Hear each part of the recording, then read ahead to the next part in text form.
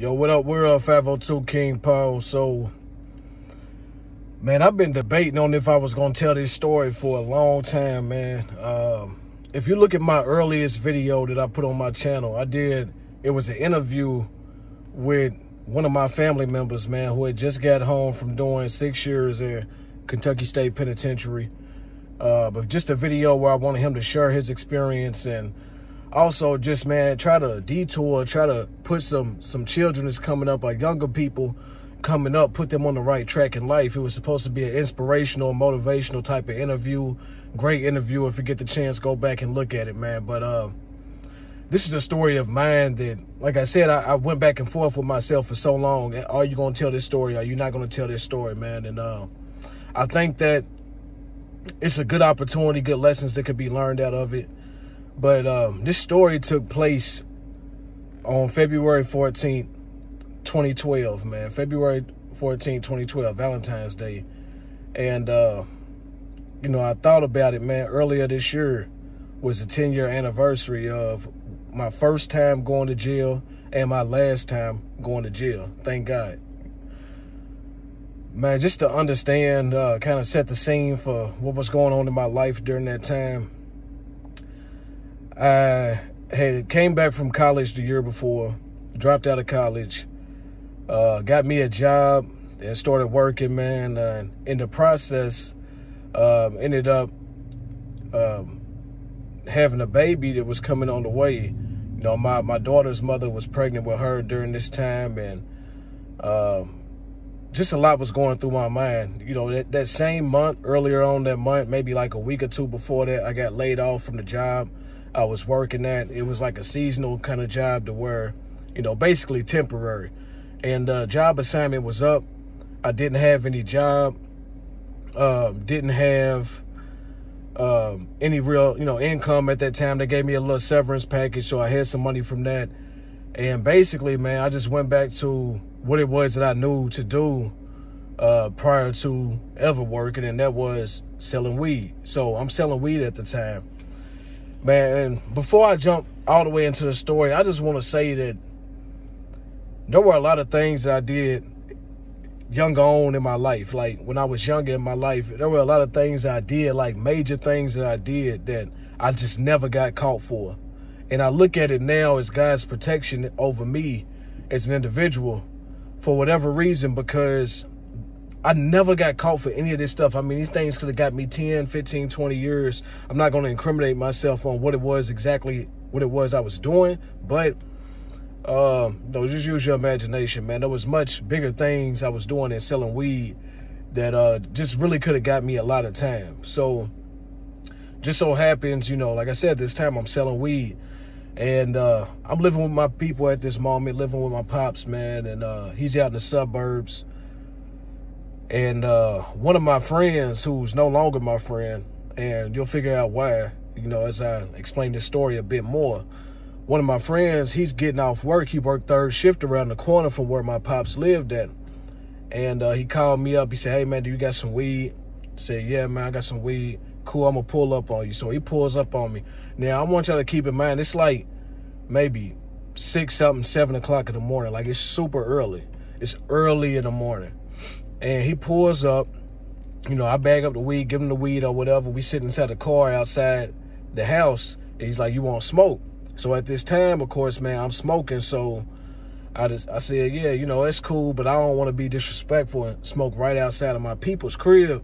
So, you know, let's just drive up around the corner or something." So just pull around the corner. We can smoke around the corner.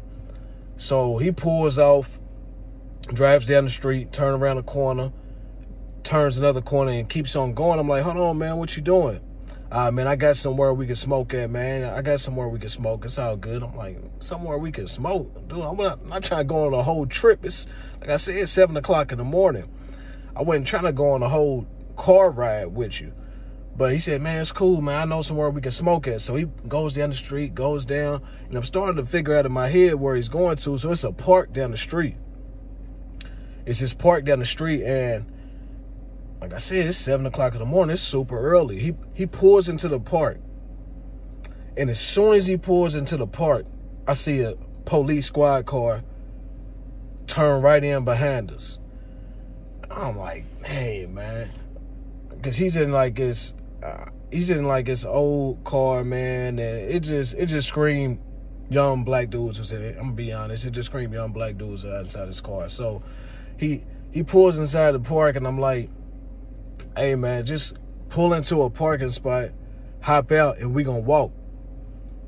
They don't know what we at the park for. You know, we could be here just exercising, going for a walk. We could be lovers, whatever. They don't know. I mean, that's not my bag, but you know what I'm saying? They're like, they don't know why we at the park. So he pulls into a parking spot.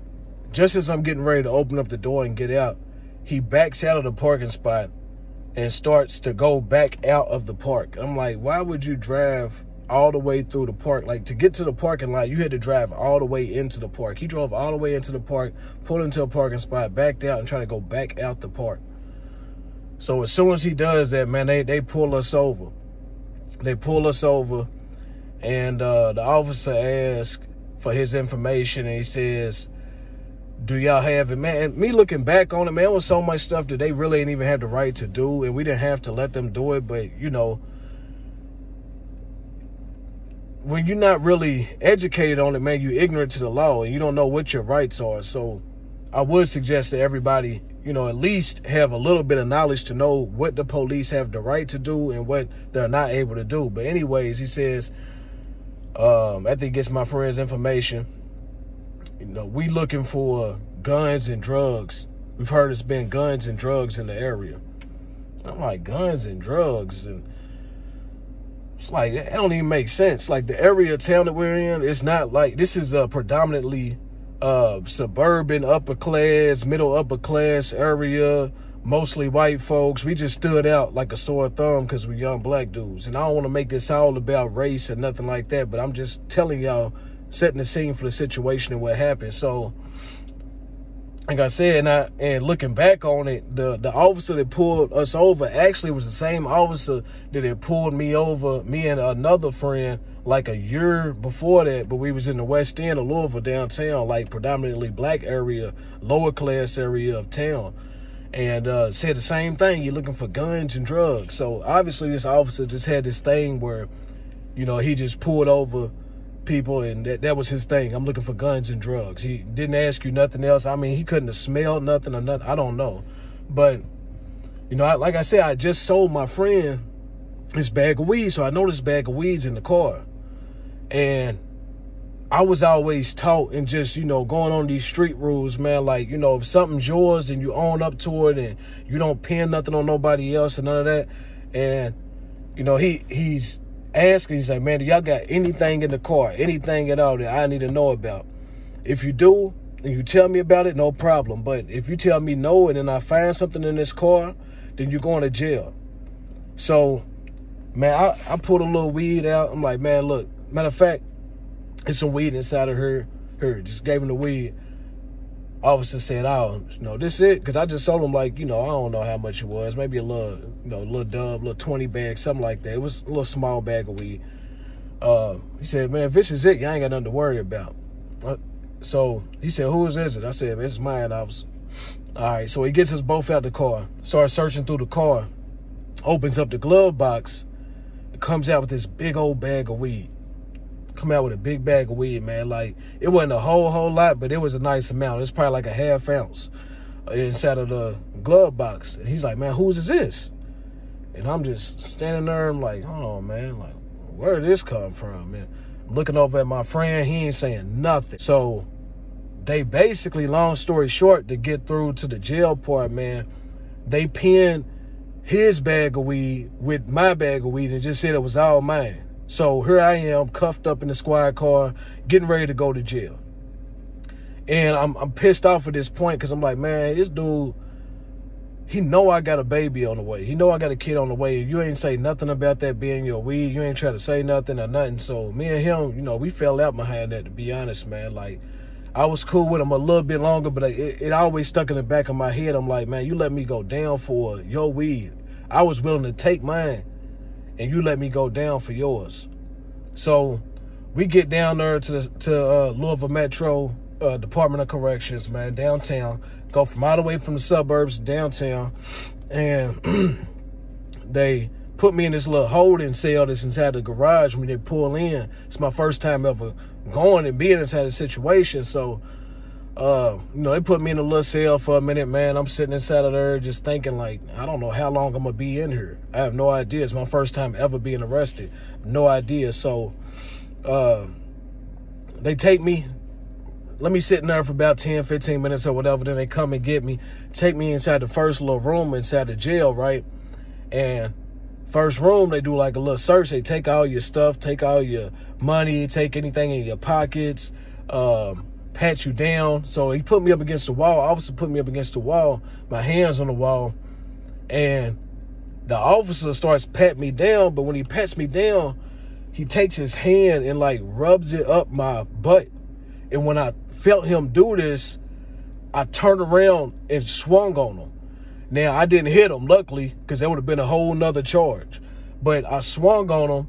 He moves out the way. Another officer comes from completely out of nowhere, throws me up against the wall. He's like, man, what's wrong with you? What's wrong with you? I'm like, man, he just stuck his hand, trying to stick his hand in my butt. Like, what's going on? Like, it's like, man, you'd be surprised when people try to sneak in here and how they try to get in here, man. It's just standard procedure. I'm like, man, ain't nobody putting their hand on my butt. Like, you're not touching my butt crack. And I was like, it was crazy. I felt so violated and just embarrassed as a person, especially being just a man and having another man put his hand on your butt like that. It was just I felt so violated. So, they continued searching me, but he never touched my butt again after that. Like, they never touched my butt again. So then they take me into the other little part. They do a little fingerprints and all this stuff, and they sit you down. Well,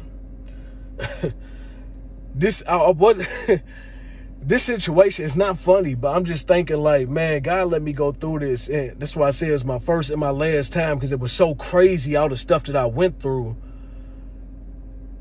Like, it was enough for me to never go back. So I sit down in there, and as I sit down, I'm waiting, and they bringing this dude, and he's all got his shirt all ripped up, blood on him, and I recognized him. It was somebody who I had beef with on the streets. So I see him, and I'm like, damn, he wasn't no little dude. Like, he's cut up, big dude, plays sports, but he's a street dude though. And I'm looking at him, and the whole time, so at this point, I'm on guard, like, my eyes just on him the whole time. The whole time I'm watching him, I'm straight up just like mean mugging him for real, because I'm like, if we gonna fight, we gonna fight. I'm not going to run from you. I'm not going to try to avoid you. I'm not going to none of that. Now, I didn't want to catch a different charge, but I know that I'm going to protect myself at all times. So I'm sitting in there, time goes on, but he seen me. I know he seen me, but he never looks at me. I'm just staring at him. I will not take my eyes off of him this whole time. And he just kept on avoiding looking at me. So anyway, I get my phone call, man. And one thing that I remember, even to this day, man, my pops always told me, because he saw the direction I was going earlier on in life, he was like, man, if you ever get locked up, don't call my phone. This one thing that my blood daddy told me: if you ever get locked up, do not call my phone. I'm not coming to get you. So I did not call him. I called my mom and asked her just to get a lawyer. I give her the money and all this, and she called, got me a lawyer. I'm sitting there talking to her. I talked to her maybe twice, and she said, first call, just to let her know. Second call, she was like, look, talk to the lawyer. He said he'll have you out of there. He's calling up to the jail. He'll have you up out of there today. Cool. I'll be up out of there soon. So time goes on. I'm sitting there. Now, keep in mind, I done came in 7 o'clock in the morning, 8 o'clock in the morning at the latest. I done got booked in. And it's getting late during the day. Like, I can feel it's starting to get later on during the day. I'm like, man, what's going on? I'm sitting inside this room the whole time. I'm looking at dude that I know that if we get in the right situation, this is going to be a fight. Because the situation we had going on outside of that was nothing light. So, and he ended up, just some things happened to him, and I knew that it was probably going to be a fight. So, anyways, man, we sitting there. I go and try to talk to this lady that's at the desk just to ask her, how much longer is it going to be till, my lawyer called, whatever. How much longer is it going to be till I get sent up out of here? As soon as I walked up, you would have thought said I was going to kill her. She just started screaming, "What are you doing? Why are you up here? Why are you up here by me? Go sit down, go sit down." And the police is starting to walk towards me.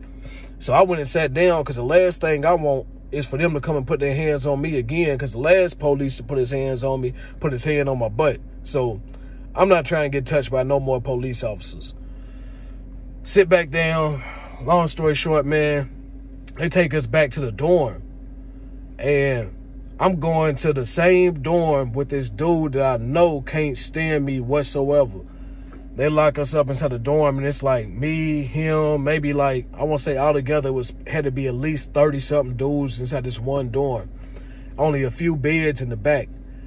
And then they got some little benches inside there. And, you know, I'm just peeping the scene the whole time because, like I said, I'm not no jailbird. Like, this is new to me. So I'm just peeping the scene the whole time, like, okay, watching my surroundings. I'm keeping my eye on this guy because I know that at any moment me and him can just pop off into a fight. So I'm just watching everything, man. There's some OGs sitting at a table. I noticed they got on like prison uniforms. And they sitting at a table, and I didn't want to just keep on standing there the whole time because I was posted up on the wall for a minute. I went and sit down at the table. I'm watching the OGs play. And people in jail, they so creative with some of the things they could do, man. So creative with some of the things they could do. So they got these little pieces of soap, like, cut up and turned it into, they got like some paper and the soap, and they turned it into like a little checkerboard. So they're in there playing checkers with little pieces of soap. Couldn't make this up, man. So anyway, we sitting inside there. I'll never forget, man. And when you go back to these dorms, it's not like the guards is back there. Like, you back there by yourself. So whatever's going to happen is going to happen. Ain't no cameras back there. Ain't nobody coming and checking on you every 15 minutes and none of that. Like, you back there by yourself. It's you and these other 30-something men, and whatever happens, happens. So I remember guard kept coming to the door every now and then, calling people to go to court. Because the dudes who was in there for the prison, with the prison uniforms, I guess they was waiting on to go talk to the judge that day. They was coming in for some type of hearing that they had to have, and they was bringing them in from the prison. So, you know, I remember them calling people, and they would come and get people out, and people was, you know, binding out whatever, they'll get them up out of there, and they called one man's name, and they was like, hey, clearly a homeless man sitting in the back on a bunk, and they're like, hey, judge want to talk to you. He's like, tell him I'm not coming. Tell him I'm not coming. It's like, man, come on, man. You got to go talk to the judge. Tell him I'm not coming. So they just let him lay back there. And it's just one of them humbling moments, man. Like, some people got it so bad out here in the world that they would much rather be locked up in jail than to be on the streets. And, you know, it was very humbling and, like, really sad when that happened, man. So anyways, fast forward. They come and get us out the cell, and they come and clean up, to clean up the dorm, because we're getting ready to settle in for the night. And at this point, man, I'm getting pretty, like, I'm pissed off, but I'm also nervous too, because I'm like, man, I did not plan on being here all night. You know, it's Valentine's Day. I don't want to be locked up in here with a bunch of men. You know what I'm saying? You know, I got a woman out here that's pregnant. You know, I'm sure that's worried about me. She ain't heard nothing from me all day. And, you know, so they put us inside this room where it was a bunch of other dudes, and people in there talking about their trials and talking about what they doing. And, man, I sell heroin, I do this, I do that. And it's just like, I couldn't believe some of these people was doing it, because the room they put us in had cameras. So clearly somebody's watching and listening to everything that we saying inside of here. But the whole time I'm on guard, because, you know, when you ain't been to jail or prison, nothing like that, you don't know what's going to happen. So I'm just expecting at any point I might have to fight somebody. Something might pop off inside of here to where I need to be, you know, alert. So I'm staying on high alert. They take us out of the room, take us back to the dorm, and they start handing out these little mats, like them little mats they used to give little kids at nap time to sleep on, and little blankets. And they try to give me a mat and a blanket. I'm like, nah, man, I don't need no mat and blanket. I'm straight. And the whole time I'm thinking in my head, I don't need a mat and blanket, because I don't plan on being here all night. I've been told I'm leaving today, and time just went on, and there's no clock inside of there. So the only way that you know the time is on the phone there's a certain number you can press and it'll tell you the time. So I tried not to be on the phone too much because I didn't want to look like, I'm too nervous, anything like that. So I probably picked up that phone twice to see what the time was. And the last time, it's like 8 something at night. Keep in mind, I've been in here since 8 in the morning. So I'm just like, man, it does not look like I'm getting out of here today. I was like, God, please, man, just get me in my head. I'm like, God, please get me out of here. Please, man, I'm not trying to be in here all night. I'm not trying to get locked in and have to be watching over my shoulder the whole time. Like I said, I'm in the same cell with somebody who I got known beef with, and he's just over there laying down, acting like, like he's not where he's at. And, I just didn't want to be there, man. So they keep coming every now and then. The guard come and say somebody's name and let them go. And the guard had been gone for a long time, hadn't called nobody's name. So I'm like, man, I'm here. As soon as I said, man, I'm here for the night, I might as well get comfortable, man. Might as well just chill on out. They come to the door, shout out my name. It's like, whew, thank God, man, I'm out of here. Man, I walked out that jail, went to the little thing, got my stuff, and went outside and got in the car. My mama was out there waiting on me, and she was like, first thing she said, oh my God, you stink. And I didn't realize how bad it stunk in there until she started driving. I rolled down the window, and then I could smell myself, and it just smelled like straight underarms and sweaty man butt, to be honest. I have no idea why. That's just how the jail smelled.